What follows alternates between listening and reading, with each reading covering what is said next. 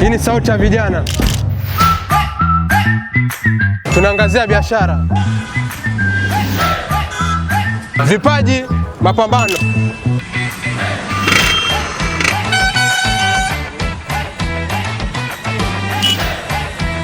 na mbinu za kutoboa. Hadithi hii inakuhusu wewe. Jifunze, hamasika, na amini inawezekana.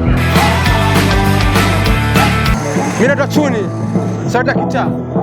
Karibu kwenye Youthpod, kipindi cha mapambano ya kila siku ya vijana.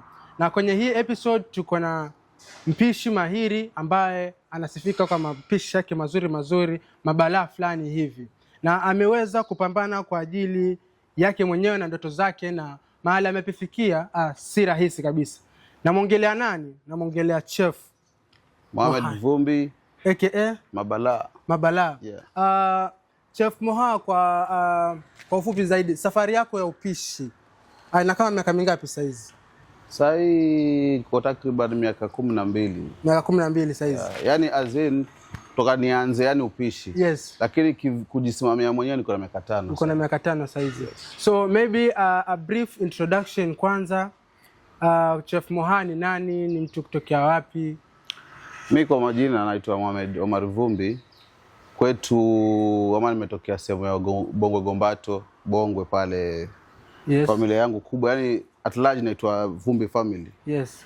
So what was your inspiration kupika, as in ni kipaji ama ni kitu ambacho ulidevelop kama interest na hobby, labda ndio ukadevelop? I can call it a hobby kwa sababu nilikuwa napenda kuangalia mamangu akipika. Alafu nyanyangu kwa sababu mimi niliishi maisha mingi na nyanya. So kuna time najipata tu nimejichanga, nimetafuta kitu napika. Sikuwa najua kuwa itakuwa ni kitu ni career. So ni kitu ambacho ukadevelop mpaka ukaja ukakifanya mpaka career, si ndio? Yeah. Kilichofanya kwanza uanze kwamba saizi sasa mimi baada hii hobby saizi nafaa kuwa mpishi, au kwa ulienda college ama ulifanya nini pao kwa professional chef? Nilianza in-house training Leisure Lodge. Okay. Nikaenda kufanya 3 years Leisure Lodge pale. After hapo sasa ndio nikaenda college. Yes. Utalii college. Yeah. Okay. Na baada ya kuwa umemaliza sasa hizi unasema uko na miaka 10 na ngapi kwenye profession sasa? 12. Sasa kama mpishi kijana pale mwanzo ulipokuwa unaanza, ulipitia matatizo gani ama shida gani, changamoto kubwa haswa? Wakati nikianza kufanya in-house training, yes, nimepitia changamoto nyingi kwa sababu watu walinivunja moyo, waliniambia hiyo ni career ambayo hailipi. Yes. Wenzako si shasafiri kwenda makatari wapi, kuja Katari ufanye kazi, but nikaona tuna plan yangu kwa sababu iko kwa damu. Yes. Umeelewa? Kwa sababu hiyo miaka 3 ambayo nimepitia hapo Leisure Lodge imekuwa si kitu rahisi ambayo imepitia hapo. Yes. Yeah. So uliamua kukazana na your dreams. Yeah, sure. Uliamini in your dreams. Of course, which I think it is a good thing kwa sababu most of us huwa tuna kama vile tunapoteza mwelekeo licha kama tumeamini kama hichi kitu tunaweza, alafu mwisho wa siku. So I think like it is a good thing. So baada hapo sasa ushapata changamoto nini na nini. So kipindi kigumu zaidi katika maisha yako jikoni kilikuwa kipi? Kipindi kigumu ilikuwa wakati wa kufanya hii training. Ilikuwa very tough kwa sababu nilikuwa na train na haupati chochote. Yes. Au tupate hata sabuni. So hiyo miaka 3 yote? Yes. Unaenda tu? Unaenda, yani kitu ambacho utakuwa unakuwa served hapa ama unapewa ni chakula. Yes. Wewe unaenda kukula kantini na transport basi, unakosa basi, hiyo basi au utabidi tu ujipange kwa sababu ni basi ya asubuhi maybe na jioni. So after ushatoka kwa utalii and stuff nini, ukaamua wewe mwenyewe kujiajiri na kuwa na hii melting point? Hapana. Yes. After nimemaliza miaka 3 kwa offered kwa nilifanya kazi za huku ma villas, ma cottages. Yes. Alafu ngapata offer ya kwenda bara as in Nanyuki, Laikipia County. Yes. Kama head chef. Yes. So jamaa wa Nanyuki nilikuwa nafanya inaitwa Storms Resort. Hao ndio kanipatia offer ya kwenda utalii. Yes. So siku eti nilitoka leisure nikaenda direct utalii. Yes, yes. hiyo resort ambayo nilienda kufanya Laikipia ndio walipatia offer ya kwenda refresher courses. Yeah, so ndio kafanya refresher courses ya like 16 months, ambao ni miezi 8 mara ya kwanza na mara ya pili tena miezi 8. Okay, now let's talk about Melting Point. Hii idea ilitoka wapi? Hii idea hiyo kipindi niko bara. Nilipata na msee fulani, mtu mzima, sikumbuki jina, lakini huyo jamaa alikuwa anampikia chakula, anampikia soup inaitwa French onion soup. Huyo jamaa alikuwa interested na mimi chenye nafanya.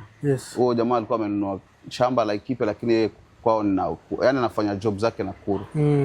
So huyu jamaa aliniita, kuna siku aliniita akaniambia, bro wewe unaweza. Mbona aliniuliza maswali, nasikia watoka Diani nini. Alafu akaniambia wewe unaweza, kwa nini unafanyia watu kazi usijifanyie mwenyewe kazi? Kwa sababu unaweza. So nikamwambia mimi sina capital ya kufanya kazi zangu. Akaniambia mimi nimekuambia hii idea, if you be serious hii kitu so after hapo nikawa nafikiria mambo mengi tule kwa huyu mzee bwana ameniambia hivi. Mimi nikaona tu hii kitu ndio apply afterwards, yani maybe in future ndio apply kwa niko na restaurant yangu, niko na catering farm yangu. Baadaye sasa after like 2.5 years mambo na corona ikaingia nini, nikashuka home. Sasa nikakuja Diani. Sasa nilipokuja Diani nikaona corona imekaba, kuna kazi nini, mimi nikaanza sasa story ya mission. Sasa hii Melting Point ndianza mission ya catering mwanzo. Umeelewa? Outside catering. Outside catering yangu ya kwanza nilipewa na brother zangu, cousin brother zangu. Sawa, cousin brother zangu kwa watoto wao. Mmoja alikuwa anauzisha Kitale, mmoja alikuwa anauzisha Bongo. Na wakati huo ulikuwa una vitu ama sikuwa na hata kijiko man. So hao makazini zangu wakani trust na kazi yao, kwa sababu ulikuwa hao kuna kuja watu wa Kitale, kuna kuja huu mmoja alikuwa mwenye wa Bongo, alikuwa anafanya county government. So akasema wewe si ni chef, so Mohamed sisi tunaona tupatie hii event, kuna ile chakula cha jamii yote, alafu sasa kuna wale ma special guests. So my journey started from there. So that was your first job, na hapo ndo Melting Point ilizaliwa. Hapo ndio sasa kichwa yangu kasema mimi naweza kufanya. Okay, na what was your biggest fear? Hapa tunaongea kama entrepreneur sasa ambaye ameamua kufanya hii biashara. What was your biggest fear? Like mimi nafikiria hii idea. Lakini what was your biggest fear? My biggest fear was like nitapata wapi vitu, who will support me, umeelewa? As in nitakuwa na tuseme hiyo restaurant ama ofisi nitakujaje na hiyo strength ya kuwa niko nayo for all that time mpaka ikatch up, umeelewa? So nilikaa tu nikaona tu vitu zina fall into their part, kwa sababu ya tu venye nilikuwa nimesema nachukulia ile idea yule mzee kule kwa this thing must be happening. Na kuna labda ushapita like kitu mtu akwambie haitowezekana, like kuna mwenzako alifanya ikafail, hata wewe utafail? Mimi hata familia yangu ilishawahi kuniambia, part of my family, wakati nimekuja na hiyo idea sasa waliniambia Mohamed kitu sijui kama ita happen vipi, kwa sababu we know guys wamejaribu na afu wewe ni mdogo, huwezi kufanya. But kimimi nikasema hii story mimi venye nimetiliania na Mungu yuko mbele yangu, kila kitu inawezekana. So now kama ulivyosema now Melting Point kuihandle na familia, how do you balance pressure kazi na other stuffs?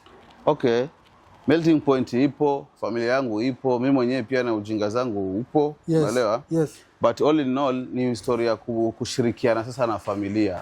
Kusema familia, kuna familia sasa ya madhe na watu wengine, alafu na familia mimi na wife wangu na mtoto na watoto wangu haya. So vitu ipo ni ile kwa kushirikiana ukiwa na bibi. Vitu zingine zina fall into their part. For real? For sure. Yaani hakuna kitu ambayo inawezekana eti barobaro ama shabab afanye vitu bila kushirikisha wife wake. Ni kweli. So I'm play part kubwa tu. So unahisi kwamba your wife is a very big ana nafasi kubwa sana kwenye she has a big pillar, she's my big pillar. Kwa nyuma yangu So yeye ndo alinifanyisha niko na confidence pile kwa inawezekana nini, umeona?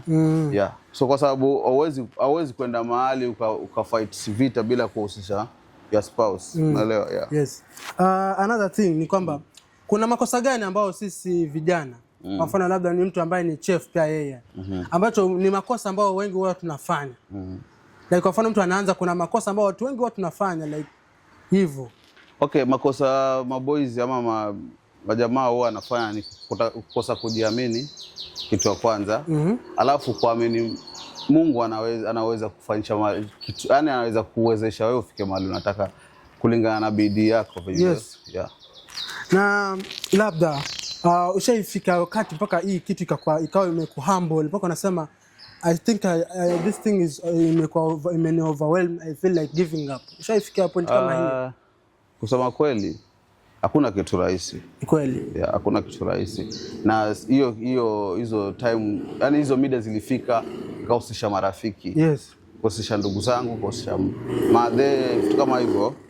Lakini kumbe wale ambao nawahusisha nao wanaona ile kwa mimi na wewe naweza. So ukimfuata mtu ukimwambia man, mimi mwenzako nimefika mahali nimekwama man. Anakuambia mimi mwenyewe nasikia wivu venye wewe unafaa. Yes. So umekwama wapi? Wewe pambana. So nashukuru watu wamenizunguka mimi, always wananipatia hope ya kwa nini. So I've got a very supportive circle. Yeah. Na sasa kwa mfano kuna mtu anasema ile modi hana kipaji, labda ya bebwa na bidii ama ya bebwa na connection. Siri ya mafanikio ya kwenye uchefu ni bidii ama ni kipaji ama ni both, ama siri hasa ni nini? Siri ni zote. Sawa, bidii, kipaji, alafu pia hiyo connection nasemea. Yes. Umeelewa? Hii bidii ni yako mwenyewe. Kipaji pia ni chako mwenyewe. Lakini hii connection itashika hizi vitu mbili, kwa sababu hizo vitu zitakuwa una show up yani. Yes. Yeah. So I think like lazima ziambatane ili vitu visonge, si ndio? Yeah. Na niko na kitu ambacho nitakawaambia sisi vijana ambao labda so machef peke yake. I think like vijana kwa ujumla haswa. Ushauri wako haswa kwa sisi vijana nini? Kijana ambaye yafanya kazi ya shoot, kijana ambaye yafanya kazi ya kila kazi, haswa ushauri wako ni nini? Mimi ushauri wangu mkubwa ni kwamba si tunaweza. Ni ile tu kutojiamini, pia kusikia haya ama kuona haya na asoli yako, umeelewa? Most of the guys sisi especially huku kwetu tuko na ile kwa mimi nitachekwa kwa sababu nashika kamera, nitachekwa kwa sababu nakata kitunguu. Yes. Hakuna mtu atakulipia bills zako kama hautajipambania. Ni kweli. Yeah. So ushauri wangu mkubwa kwa watu wajitokeze kufanya vitu zenye wanafanya, wapende venye kitu nafanya. Kama wewe ni footballer, nitaanza tu na kama mtu ni footballer, pambana, hiyo ndio talent itakutoka katika maisha yako. Yes. Kama wewe ni chef, pambana, jikate kisu, jifanye nini, chome na mafuta, lakini mwisho wa siku nini? Unafikia malengo. Unaelewa? Yes. Hakuna kitu rahisi. Kweli. Na pia hakuna kitu ngumu. Kweli. Ina depend na wewe mwenyewe utaichukulia. I'm very much happy kuna vijana ambao nikiwaangalia hivi kwa mtandao, especially wao wanafanyia interviews na nini, wanajituma. Yes. Mimi nilijitolea, I give them support. Mtu akinifuata, Mohamed, kuna quotation ya hii na hii, na niko radhi nimwandike quotation nimpatie. Siangalie eti atapata bana. Mimi nataka yeye apate. Yes. Yeah. Because my dream ile kuwa tuje kuwa na group ya vijana ambao tunafanya mambo yetu pamoja. Ni kweli. Yeah. A business partners ambao watakuwa all over. Yeah, sure. Okay, now fun part, chakula gani ambacho Chef Muhoa anapenda kupika sana? Yaani ana enjoy sana kukipika. Hata ukimwamsha sana nazo siku anakipika. Mimi napenda seafood. Seafood. Kuna food inaitwa prawns piripiri. Prawns piripiri. Na rice, na fried rice. So that's your favorite food? Hiyo yani hata nikiambiwa kuna kuja Malkia Elizabeth nitampikia tu hiyo. Na chakula ambacho hupendi kukipika? Achukia yani ni ile tu risky. Biriani, sipendi kupika biriani man. Kwa nini biriani? Maana rafiki yangu Nacho anapenda sana kupika. Siku eti nini, kuna procedure nyingi. Unajua sasa mimi sitaki kuficha upishi, uko na categories tofauti. Yes. Unaelewa? Yes. Mimi napenda tu kupika inaitwaje? A la carte. A la carte ni chakula kwa inapikwa kisaviwa. Okay. Umeelewa? Tinta. Watoto wa mtaani wanaita tinta ama bobwa. Umeelewa? Lakini sasa hizo stories za biriani ni za long process, usijui blend tomato, usijui yani yes, all in all mimi na support vijana wanafanya hiyo kitu. Yes. Na ushaipika chakula cha ajabu mpaka ukajiuliza mimi napika nini? What was it? Japika sijui nikueleze vipi. Lakini it was a beef stew. Yeah, it was a beef stew. Yes. Nilipika yani hiyo kitu mpaka nikaona kwani ni Mamadi ambaye anapika hizi kitu ama because it was more than my standard. Yes. Yeah. Na cha mwisho, what is your secret spice? Yani chenye hicho yani hata ukipika nini haikosi hiyo spice. Okay, kupika ni mara nyingi. Kupika nini yani unataka kujua ni stew ama ni rice ama ni nini? Mimi napika stew. What is your secret spice ambayo? Paprika. Inaitwa paprika powder. Unajua paprika? Ni ile pilipili hoho. Pilipili hoho iko na stages. Yes. Kuna green, yellow na red. Yeah, so ikifika red huwa iko karibu na kukauka. So ile red huwa inakaushwa alafu inasagwa. Yes. Na kwa kama vile pilipili ile masala. So that's the secret. Yani hiyo ni kitu mimi napenda. Nikiweka hiyo najua niko comfortable. Chakula changu kitakuwa poa. Okay. Thank you Chef Moha. I think imekuwa such an educative session. Na mimi nimependa kitu ambacho umesema kwamba Chef Moha kwanza alipiga miaka 3 Leisure Lodge. Yeah, sure. Na I think vijana wengi, hata juzi nilikuwa naenda zangu beach nikakutana na kijana alikuwa anashuka anaenda zake job pale Leopard. Na lakini nilikuwa naongea nasema hizi kazi huko tu ziko stressing, waenda hulipwi na sasa ni December na overwork. But I think like through you I think maybe naweza kuinspire mtu kwa sababu hakuna kitu kiko rahisi. Naweza fanya kazi mahali miaka 3 usilipwe, lakini mwisho wa siku uko mbeleni nitakujenga wewe na gain experience and stuff. So I think like tumejifunza na hope hata wao ambao unaangalia hapo umejifunza. Chengine pia mimi binafsi ambao ninajifunza ni kwamba as an entrepreneur hakuna mtu ambaye hata kudoubt ile idea yako, hakuna. Mpaka wewe mwenyewe. Everyone will doubt you. Lakini mwisho wa siku you have to stand up for yourself and believe in your dream. Kama mimi naamini kama ni YouthPod ndio itanifanyia maisha yangu afunguke and this is my dream. Then I have to stick with it. Yeah, sure. Sasa sema ni shoot season 1 kisa niko na subscribers 100 ndio niache. No. We have to gain everything na momentum to swallow kila kitu, naona. So vijana tusigive up. Chef Moha alianza kama intern, leo akana Melting Point anafanya outside catering. So everything is possible. Naona. Na Melting Point inapatikana Mvindeni opposite Kentest, ama wale ambao wanajua Red Cross ikifika 200 meters opposite Kentest company inapatikana hapo. Na wana provide outside catering za kila aina, si ndio? Ama kuna exception? Kila kitu, Swahili, European, intercontinental. Na wanafika kila county pia. So lazima iwe. Yaani sisi ni mobile. Kambi popote. Na kambi popote. Na pia labda so lazima ufanye outside catering, una kama mama, una mamao, una mzazi wako, unataka watoto, unataka kula. Unafika hapa kwa Melting Point kwa Chef Moha. Unakuja unapika chakula chako kizuri. Kuna chakula tofauti kama nini hapa? Tuko na seafood, tuko na hiyo pilau, tuko na biriani, tuko na variety. Yes, kuna varieties of food. So make sure unafika kwa Chef Moha hapa, uone chakula chake, umsupport Chef Moha kwa njia moja au nyingine. Naona mwisho wa siku tunabebana. Mimi mwenyewe binafsi huu mwaka uishi Chef Moha nitaleta mgeni wangu hapa. Mgeni. Sawa bwana, sauti ya kitaa wewe anytime. Nakaribishwa ndugu yangu, but vijana. Vijana, naongea na vijana sana man.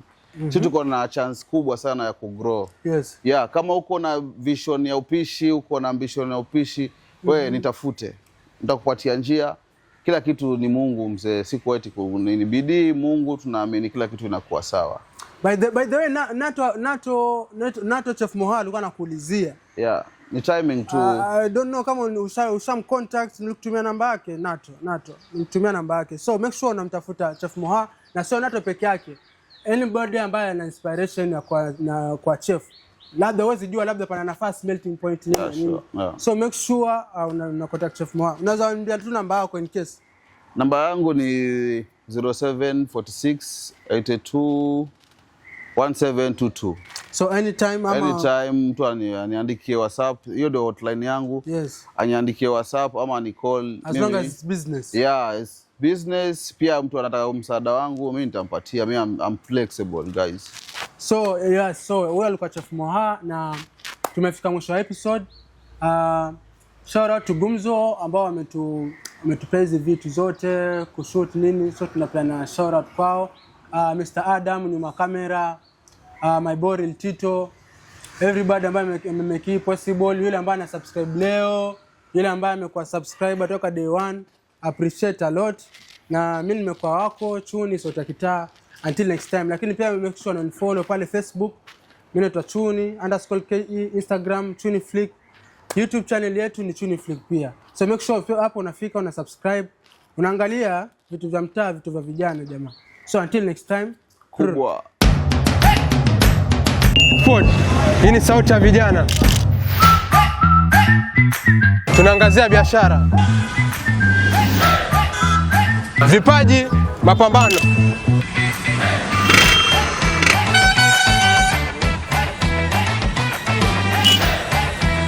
na mbinu za kutoboa. Hadithi hii inakuhusu wewe. Jifunze, hamasika, na amini inawezekana. Mimi naitwa Chuni Sauti ya Kitaa.